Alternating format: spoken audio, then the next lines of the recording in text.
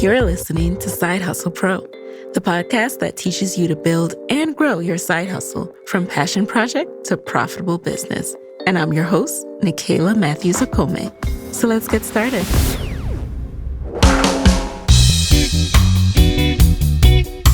Hey guys, welcome back to the podcast. It's Nicaila here, and today in the guest chair, we have Olivia Owens. Olivia is the Vice President of Entrepreneur Success at IFundWomen and the creator of IFundWomen of Color. IFundWomen is the go-to funding marketplace for women-owned businesses and the people who want to support them with access to capital, coaching, and connections. In January of 2020, Olivia developed IFundWomen of Color, a program dedicated to advancing entrepreneurs of color by addressing the unique pain points diverse founders face when it comes to accessing capital for their businesses. This funding ecosystem is designed to empower early-stage women entrepreneurs and bridge the funding gap for women of color. In this episode, we get into what IFundWomen really is, how to leverage the resources it provides, and we dispel myths about who should crowdfund and what kind of network you need to have a successful crowdfunding campaign. And we also get into the mental blocks that prevent some of us from launching a crowdfunding campaign. So I really love this episode. It's one that I am going to bookmark. I think you're going to want to bookmark this, plus share with every woman business owner that you know. So let's get right into it.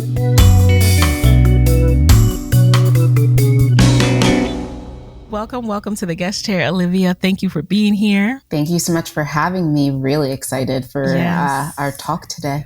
Yes, glad we're able to do this. And before we, really jump in, I just want to make sure that everyone understands, what is IFundWomen? What does the organization do and provide? Yes, IFundWomen is the go-to funding marketplace for women-owned businesses and the people who want to support them. And specifically, we provide access to capital through crowdfunding grants. We also offer business coaching, and we have a community where entrepreneurs are able to connect with each other. And our number one goal is to close the funding gap for women entrepreneurs. That's what we're in this for. So you are one of the founding members. What attracted you to the organization and its mission?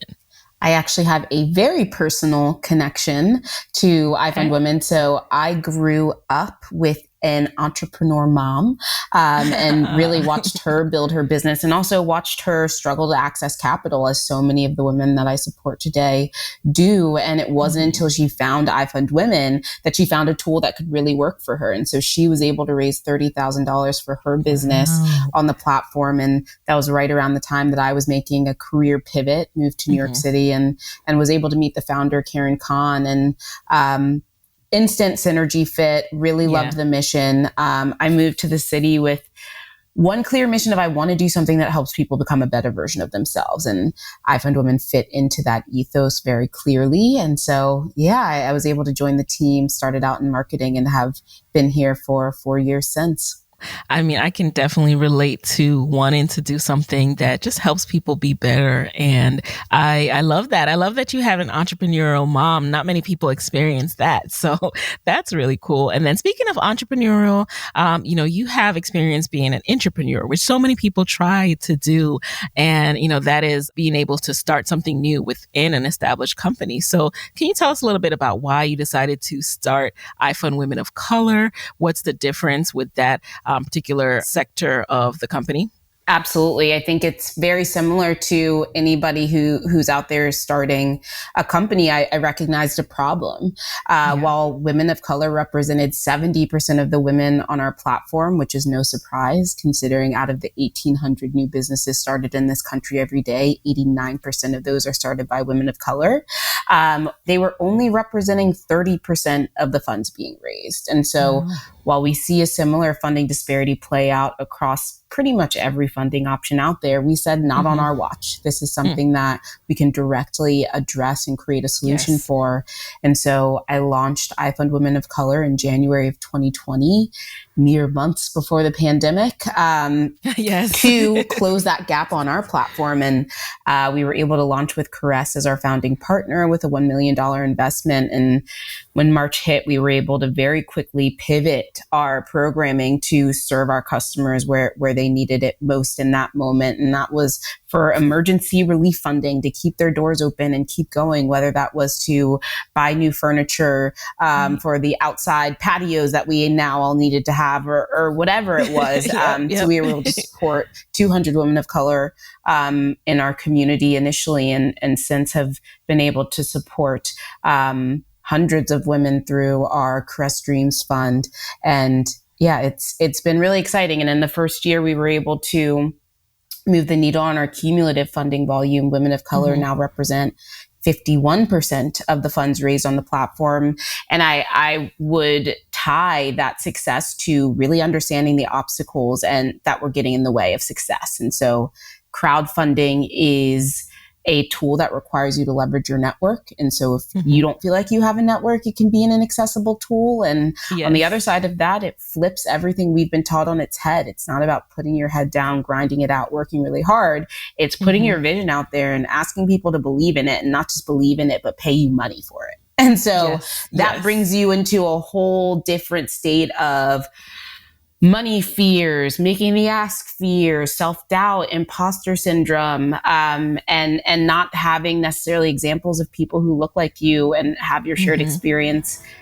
Doing that successfully. Exactly. And so that's what we've been able to create in IFundWomen of Color to date.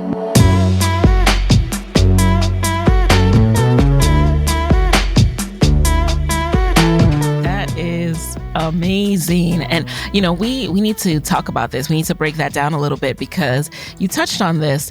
There are a lot of assumptions about who can raise money, when you're able to raise money. Can you talk a little bit about that and how you dispel that for founders when they come onto the IFundWomen platform to understand that, yes, you can raise money as well, and crowdfund, I should say, just to be specific, crowdfund. And there are ways to do that even when you feel like you don't have a strong network. So can you talk a little bit more about that?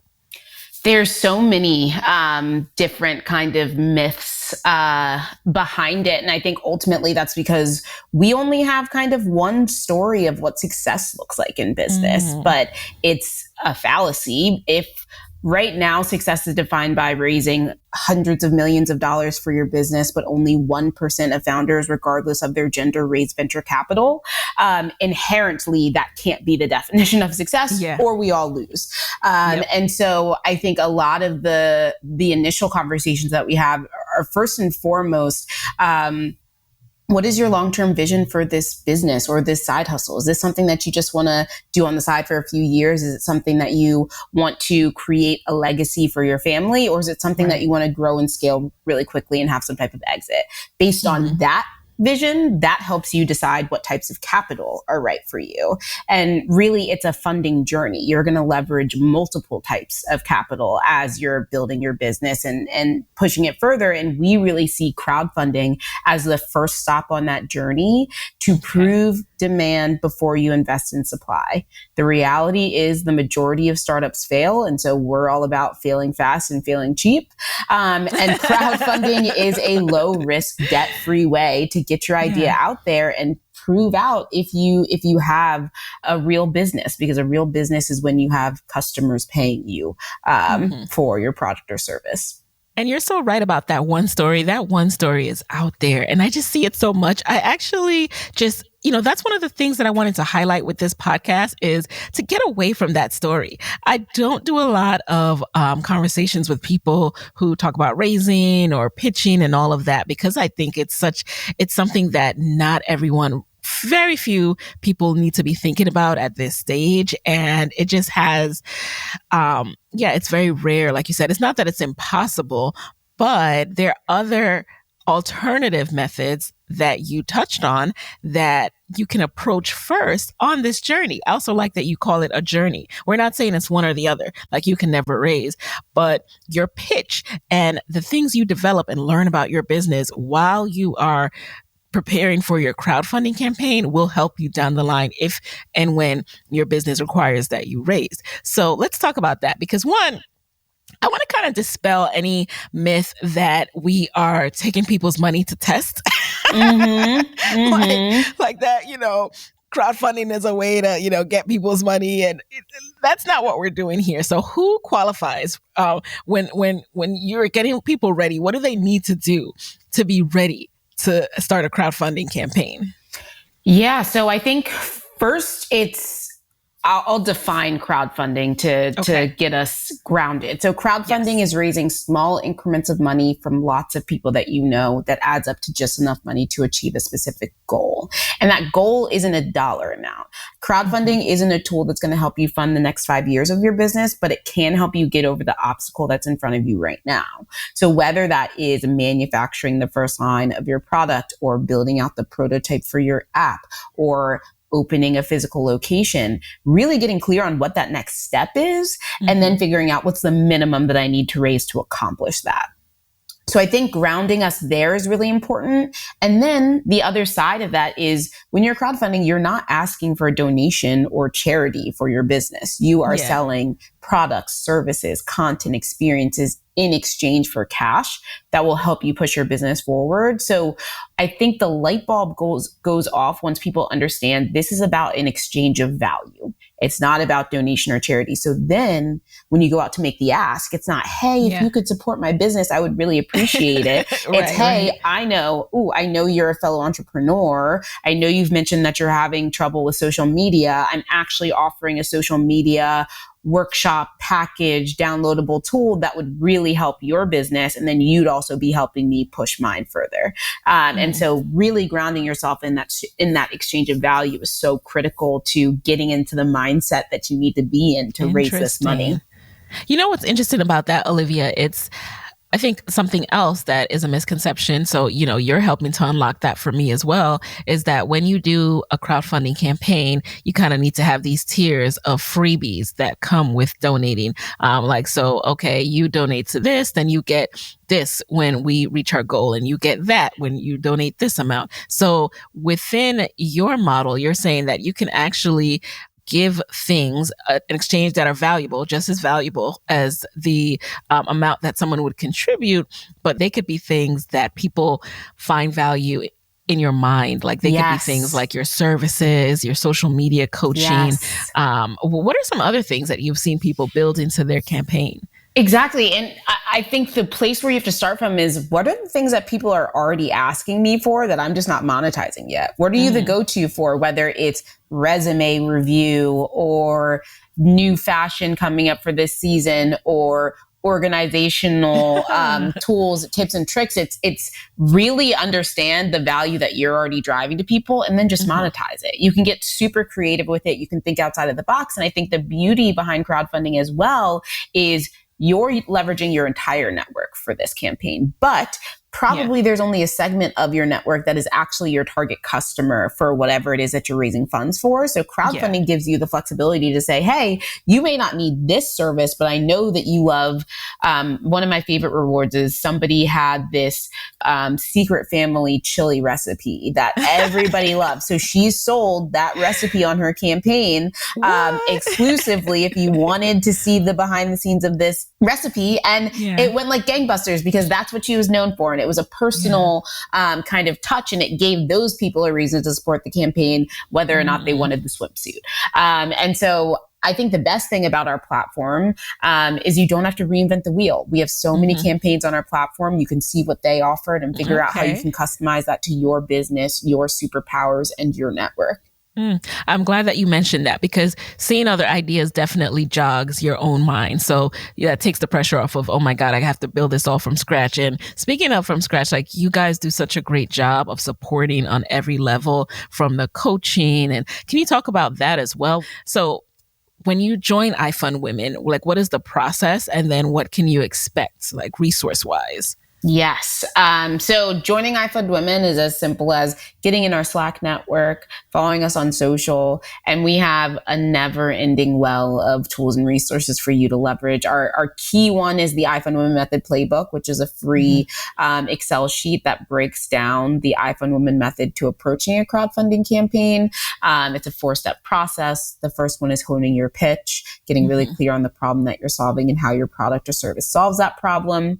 The second one one is mapping your network. I think our network is this thing that just lives intangibly in our head. And so we're like, nope, we're putting pen to paper on that. How many people do you know? And then realistically, how many people can you get to contribute to this campaign? And then the third piece is your reward strategy. So just what we were talking about, what are the different things that you're going to sell? And the last piece is your marketing strategy. It takes 5 to 7 touches to get somebody to convert. So what are those 5 to 7 touches going to be? You're going to be posting on social, you're going to be doing email marketing, and most importantly, you're going to be doing that one-to-one outreach and directly reaching out to people and letting them know that they can get in on the funding. And so we have that playbook, we have a free crowdfunding e-course, and then we do offer one-on-one business coaching where you're able to work with a coach and strategize specific to your business. That's awesome. So there are all the tools, all the resources. We also do free workshops. We have a bunch every single week. So there's a lot to dive into.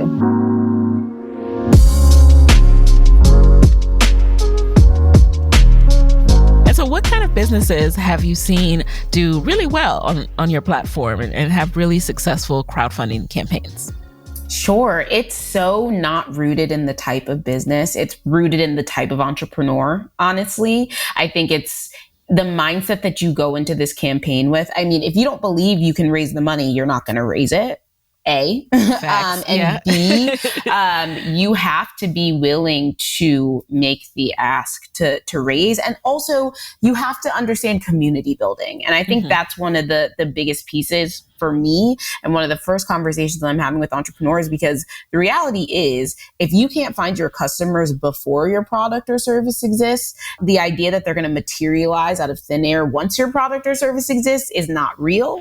And so that's it right there. And that applies for everything. Exactly. Everything in life. I talk about this to my podcasters as well. Like, you've got to know who you're talking to before you launch. And where they spend their time and what their biggest pain points are, and who they like to connect to, what they're tapped into, and draw them to you by adding value to them. It's free to build community. That costs no money. It just takes time and dedication and a willingness to put yourself out there. And so it's the people who understand that and have a willingness to do that are successful at crowdfunding, because they've already, I think the other big thing is, well, my friends and family don't have money to put into my business. That's okay. You can build a community outside of that, of your target customer who are really hungry for the value that you're looking to provide, and leverage them for the campaign. But again, that's going to take time. So if you're launching your campaign and then having the question of like, okay, well, how do I build this community? It's late. And so start now, start today doing that. And those are the entrepreneurs that are most successful. Now, do you support the community building aspect? Is that something that you through the resources you provide, you really encourage people to do before they launch their actual campaign? Yes, that's the entire point of the IFundWomen network, because so often our network is made up of your target customer, whether you're looking to connect with moms or you're looking to connect with corporate women or you're looking to connect with fellow entrepreneurs. That is a beautiful starting point. And then I think there's also a beauty to leveraging each other to get further faster. One of the other reasons why I think IFundWomen of Color is so important is because I think women of color have been sold this scarcity fallacy. Right. The idea that there can only be one of us at the table, or that why would I be able to get that grant or access to that funding? And I think being in a space where we can show that us giving you shortcuts, removing obstacles, avoiding rookie mistakes, that helps us all. And I think the scarcity fallacy creates a reality where we're cutting ourselves out before the system even has the opportunity to. It's already hard enough to navigate the system, but you have to let yourself get into it first to really overcome. And so the community building piece is critical. Finding your target customer, that's one of the main things that I coach on at IFundWomen, because I love building community. I think it's such a powerful tool. And then it also allows you, because when you get into entrepreneurship, so often it's because you're trying to solve a problem that you've experienced yourself. And you may have a very clear idea of how you want to do that. But if you build a community, your community may tell you, okay, well, that's nice, but this is what we really actually care about. And that's the information that you want. And then also, if you do need to pivot, if you do need to adjust, those people are going to follow you, not because of the product that you were providing them, but the ultimate value that they've gained from being connected to you.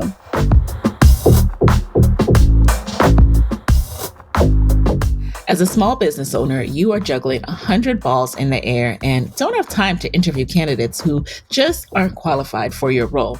LinkedIn Jobs makes it easier for you to find the people you want to interview faster and for free. I used LinkedIn Jobs for my last 2 social media manager roles, and it was a really smooth experience. I found excellent candidates, overqualified candidates, actually too many candidates, and I was really pleased with how easy you're able to see a person's full background, their LinkedIn profile, and their application and their answers as well. You can create a job post in minutes. It's free on LinkedIn Jobs to reach your network and beyond to the world's largest professional network of over 770 million people. Then you add your job and the purple #hiring frame to your LinkedIn profile to spread the word that you're hiring so your network can help you find the right people to hire. And with simple tools like screening questions, it makes it easy to focus on candidates with just the right skills and experience so you can quickly prioritize who you'd like to interview and hire. It's why small businesses rate LinkedIn Jobs number 1 in delivering quality hires versus leading competitors. LinkedIn Jobs helps you find the candidates you want to talk to faster. Did you know every week nearly 40 million job seekers visit LinkedIn? Post your job for free at linkedin.com/hustlepro. That's linkedin.com/hustlepro to post your job for free. Terms and conditions will apply.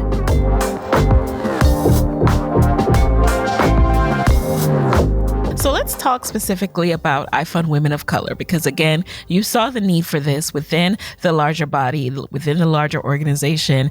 And I'm curious to know, you've touched on various parts of it, but were there like 3 or, 2 or so big things that you just kept seeing over and over again in entrepreneurs of color that you said, okay, I need to solve for this. I need to narrow down and focus and talk to these women because I'm tired of seeing this pattern? Yes. I would say the main 2 things were analysis paralysis. I could be talking to an entrepreneur for the course of months about, okay, we're going to do this, and never launching. Yeah. And so it's like, okay, how do we accelerate the launch? And so we've been able to do that with the Caress Dreams Fund, where Caress is the first funder of their campaign with a grant. So now they have a reason to launch. Yes. It's like, you want this money. Okay, we're getting started. But beyond that, it's also the affirmation from a brand like Caress saying, hey, we see your business. We see the opportunity there. Here's some money to help get you started. I think that helps amazing. That self-belief component to it. And then I think the other piece is just understanding what you're raising funds for, and how to position it. Because I think when we get to the early days of this program, it's like, okay, well, I'm raising money for programming or to hire, and it's or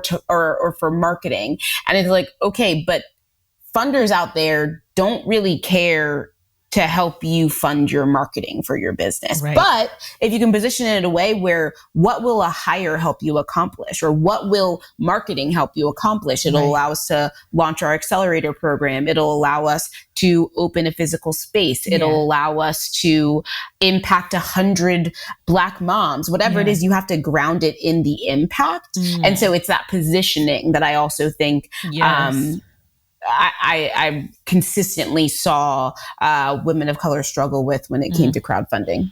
Ooh, that right there. That was a little bit of a sermon. I mean, bookmark this episode, you guys, because even as you're speaking, like so many light bulbs are going off in my head because I see those patterns as well.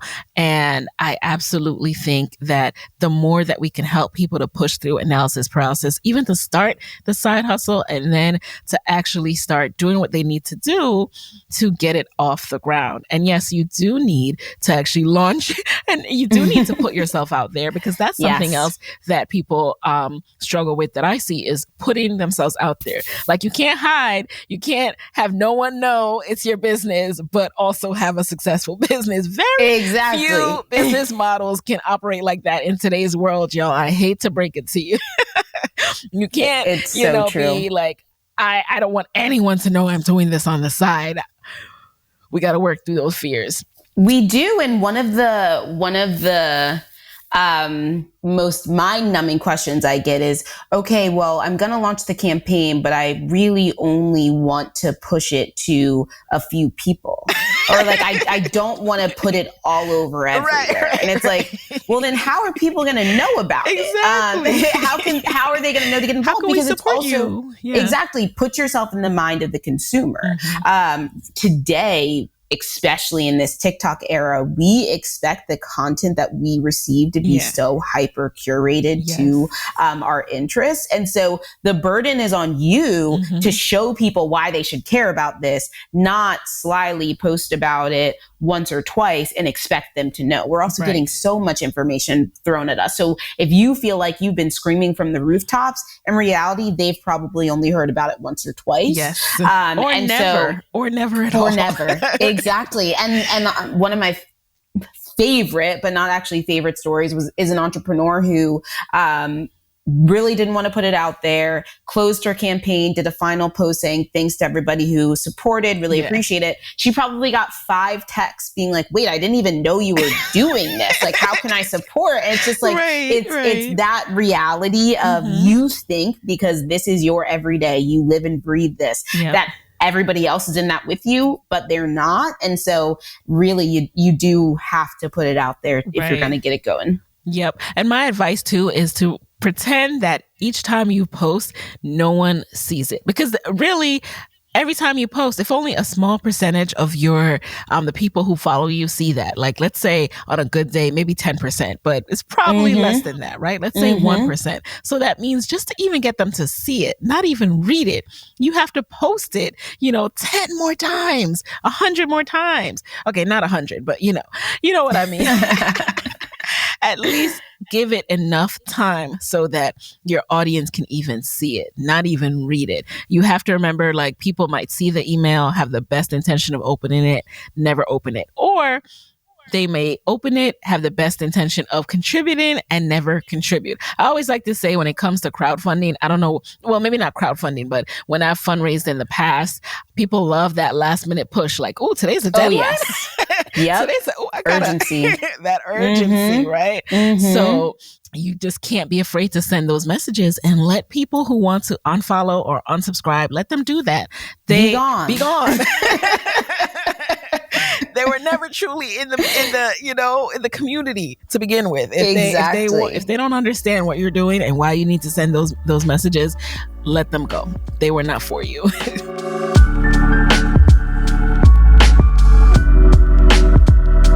One of the things that I really want to hone in on is crowdfunding is about everything that happens before you launch the campaign. And I think that's another big mistake. It's like you'll put the campaign up there, but you've done no prep work to help set this up for success. So in that same vein of letting people know, people should know about the campaign well in advance before you launch. Again, because if it takes 5 to 7 touches, you want to start that process so you have people who are ready to contribute on day one. And so I think it's so critical to prep your network for this. So they're ready, they're there and they've planned for this. And now it's the time to take the action. But we always talk about how you're going to see the highest number of contributions at the beginning and at the end. People love like a big splash moment, an announcement, and then they love a 5 days left, 4 days left, 3 days left, urgency, so on. So it's also like, how do you create mini moments of urgency throughout, whether you have a limited edition reward that's only going to be available for these days, or you have many milestones, like we need to get to $10,000 by this date to make sure that we can hit our launch.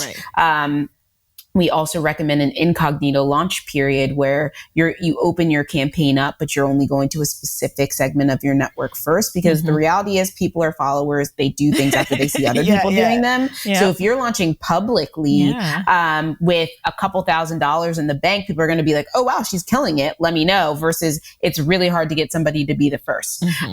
So those are just some kind of insider tips. And again, like that's what you get in the coaching. That's what you get in all the tools and resources. Because if this is your first time crowdfunding, how are you supposed to know? Yes. And so we really want to be that education source for you. Absolutely. And another mental block that I hope we can help people get over, because I know it's one that I struggled with whenever I had to fundraise for something. I would think like, well, people are going to be like, I know you have a job. Why don't you pay for this yourself? Or maybe you need to work a little harder on your business. Why can't you afford to hire someone else? Why can't you, so what I'm trying to say is I think there's a little bit of fear or worry around the perception of you asking for money for your business.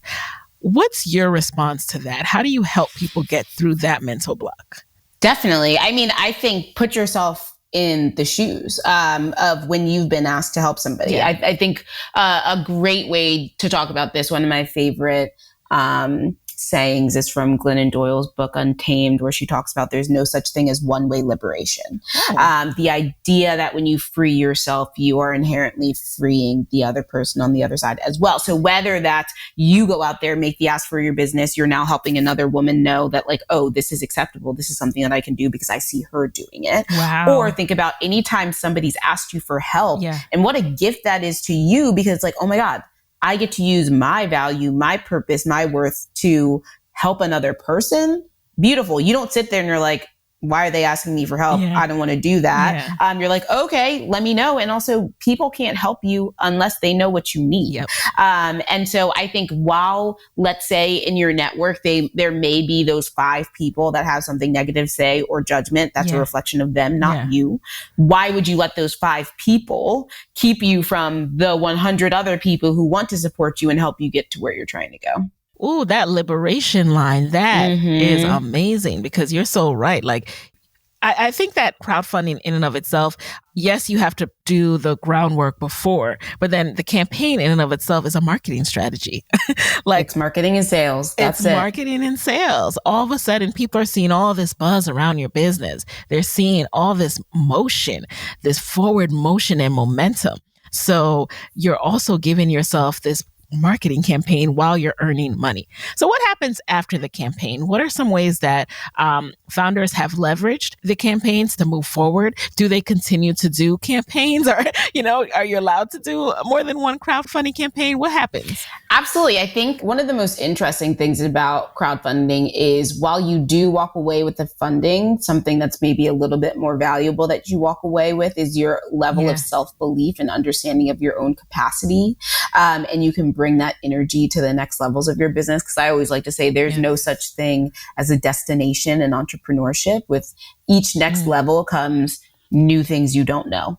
And so when you realize like, oh, I can hackle things that I don't understand because I proved it to myself when I raised this capital through crowdfunding, you can bring that to the next level. But specifically to answer your question, people can absolutely do multiple crowdfunding campaigns. One of my favorite stories is an entrepreneur who initially raised for a summer dance camp in her community for people with special needs, sold out instantly. And then she came back another time to raise $100,000 to actually open up a studio and a full-time location. Wow. And so again, that idea of proving demand before you invest in supply, testing it out, and then going bigger. And that's the beauty of crowdfunding, because you build a community around this thing. They supported the first iteration. They're like, wow, that was such a success. They're going to be there to support the next iteration as well. And you're going to get a bigger following because again, that crowdfunding campaign was a marketing campaign, and now people want to know more about it. And then it also opens you up to other funding opportunities, because I think one of the biggest challenges when it comes to leveraging other funding options is they're looking for some proof. And so when you're applying to a grant program and maybe they have a revenue requirement and it's like, okay, well, I'm just trying to get this business off the ground. You can leverage your crowdfunding campaign. I was able to raise $10,000 for XYZ. Or if you're pitching an angel investor, it's, look, I was able to raise $25,000 from my network. They all bought the membership. This is what they're really hungry for. I need an additional $100,000 to bring it to life. Yeah. You have that proof to stand in. So those are just a couple of the different ways that you can continue to leverage this initial crowdfund.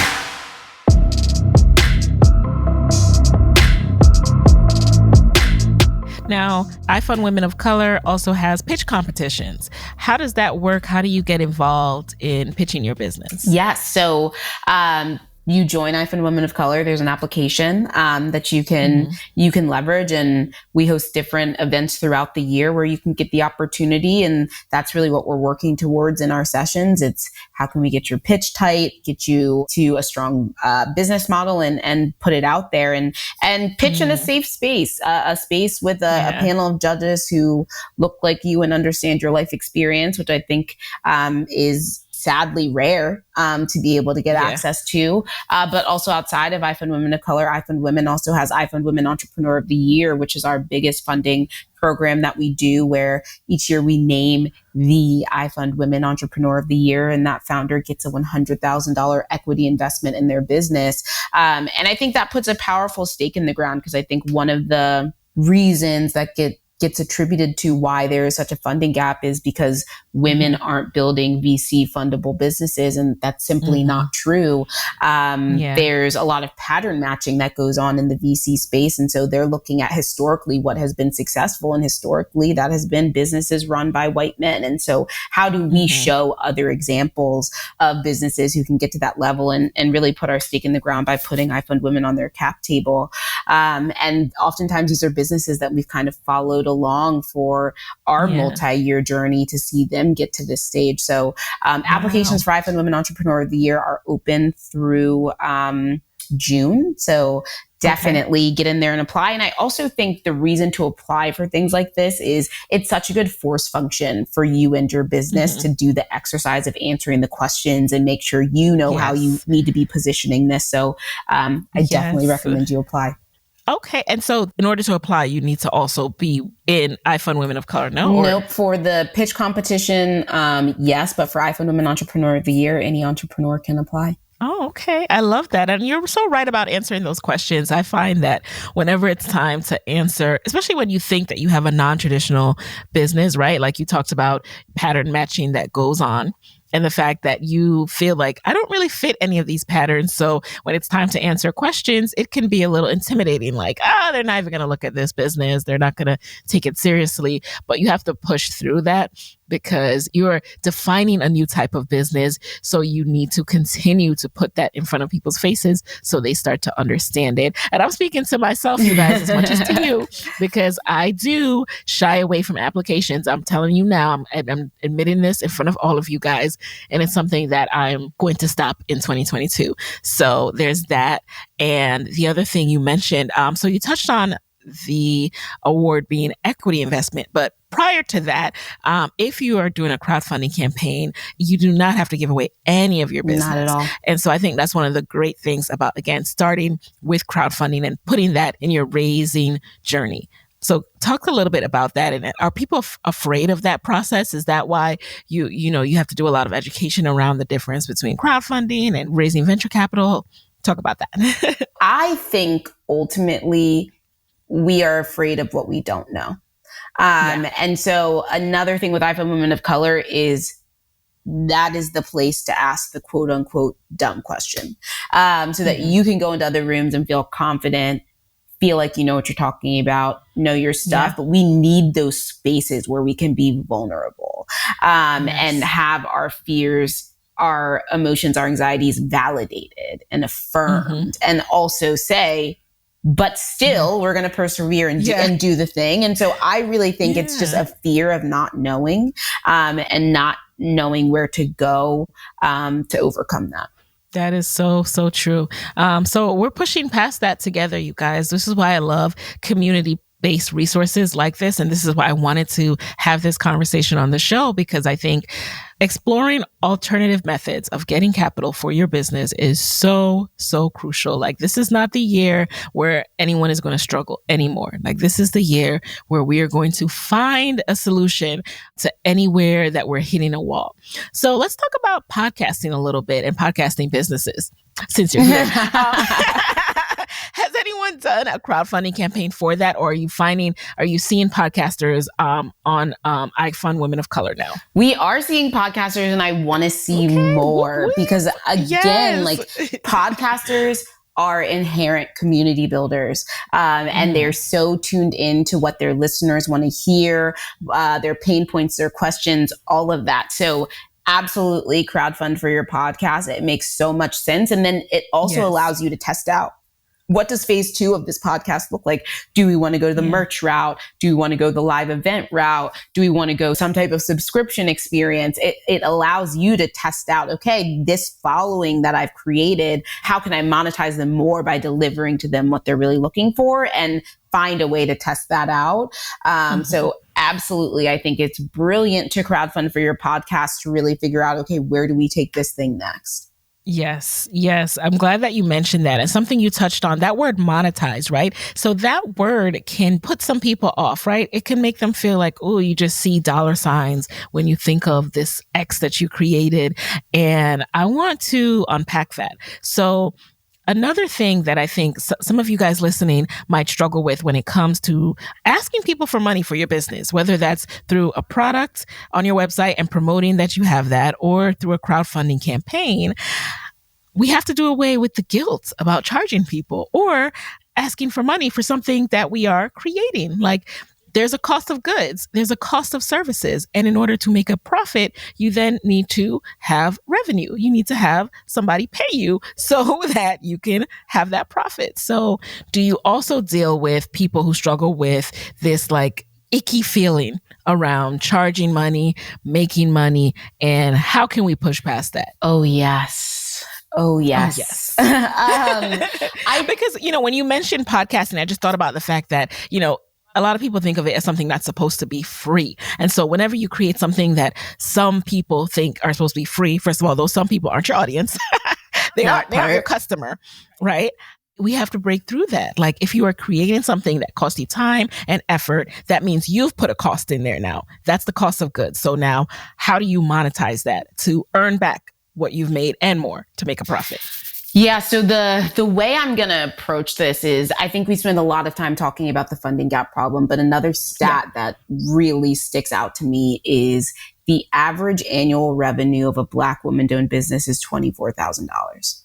Now, that is a number that we can move by creating revenue generating businesses. And I think a lot of the hold there is getting comfortable with making money for the value that you offer. I think oftentimes I'll talk to an entrepreneur and they will have zero revenue in their business yet. And they'll say, and we're giving 20% back to, or we're giving free scholarships to, and it's like, we don't even. I'm not laughing at the free scholarships, y'all. No, not at all. I'm laughing because this is familiar sounding, Yes, exactly. And I think that we overestimate what it takes to add value and underestimate how much that value should cost. The thing about our businesses and our podcasts and what we're creating is they are inherently wrapped in giving back to our community, serving, adding value.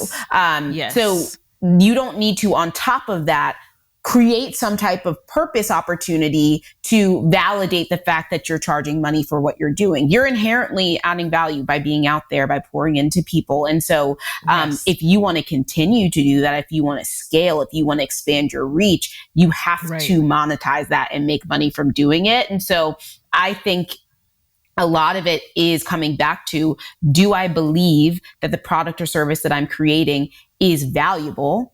Okay, then I see people buy things every single day, whether it's from Amazon or Instagram or TikTok. Right. People are spending the same people that complain about what you charge are buying stuff from Amazon every day. Exactly. And so it's like, okay, I know they're spending money. I know my thing is valuable. So I'm going to put it to them for them to get access to it. And so, I think that's a big, big part of the conversation of getting comfortable with charging for the value that you offer. And I think that plays into even like the corporate world as well. It's like, if you're going to get a job and they're offering you a salary and you know what you're worth and you know how hard you're going to work, you know how you go above and beyond, you know how you drive impact, you better negotiate. You better get as much as you can. And that's the energy that we have to bring to this if we really want to build revenue generating businesses. And I think revenue is the best funding source that exists out there.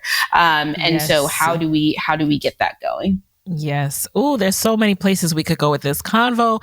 We do not have enough time to cover it all, but that salary negotiations piece, that's another piece, you guys. I mean, and I think the word worth kind of gets mixed up in there sometimes, and it's kind of misconstrued too, because like, it's not even always about that, right? A lot of times we are being offered salaries that are just less than the industry rate, period, right? Because they know that you won't negotiate. They know you won't push back because you're so happy to be at that company with that brand name. So that's the first problematic part, the fact that there's not any transparency around salaries and what people are making. So that's why they're able to give you this and give Chad something else, right?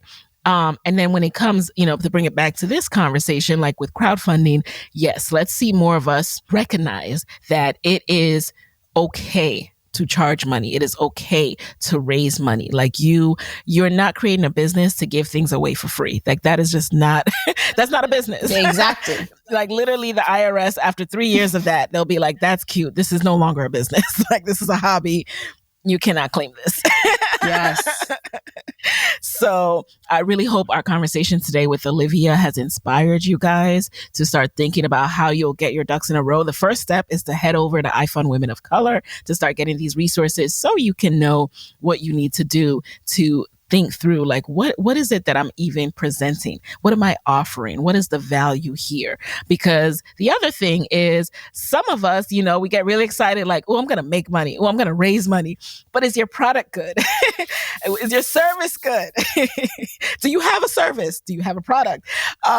Yes. Is there like a qualification to join? Like, do you do like a, hey, maybe you want to go back to the drawing board? Or does that happen after you come in? At minimum, you need a website and social channels to show people that you've taken this idea out of your head and put pen to paper to it. But like the other side of the crowdfunding to prove demand conversation is if you're not able to raise the funds, maybe you're trying to solve a problem that people aren't willing to pay for. Maybe you haven't nailed your target audience. Maybe your positioning wrong and you get the opportunity to go back to the drawing board and fix it before you've spent thousands upon thousands of your dollars trying to get this thing off the ground.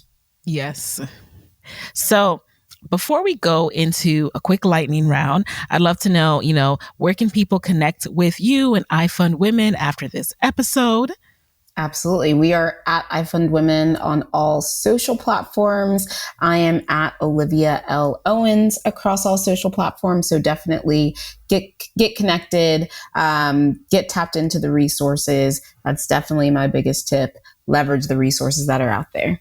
Leverage the resources. Ooh, this was a good one. I mean, I don't usually say that in the middle of an interview, but I've really enjoyed this conversation. Like, I'm going to be re-listening, and I'm going to be rethinking, to some of the things I'm doing. So I really hope that you guys do as well. So now let's jump into this lightning round. Number 1, what is a resource that you can share with everyone listening that will help them with their side hustles? The IFundWomen Method Playbook. It's a force function for you to map out the foundation of your business. What's your pitch? Who is your customer? Who is your audience? Who do you have reach to? What can you sell them? And how can you market to them? So absolutely the IFundWomen Method Playbook. And you can download that for free on our website. All right. And number 2, what's been the best business book or podcast episode that you've consumed, that you've recommended to women in the IFundWomen of Color community? Ooh, that's such a good question. I always go back to The Big Leap by Gay Hendricks. I think really understanding your zone of genius and also your zone of incompetence helps you figure out, okay, where am I really strong? Where do I need to build my network in these other areas to set myself up for success? Yes. Number 3, what is a non-negotiable part of your day? Tapping back into the community, I get to meet with them twice a week, and coming out of those sessions, it's always such a strong reminder of, okay, why are we doing what we're doing? What is the impact that we're having? And really grounding myself in that. So it's definitely tapping into the community. All right. And number 4, what is a personal habit that you think has significantly contributed to your success?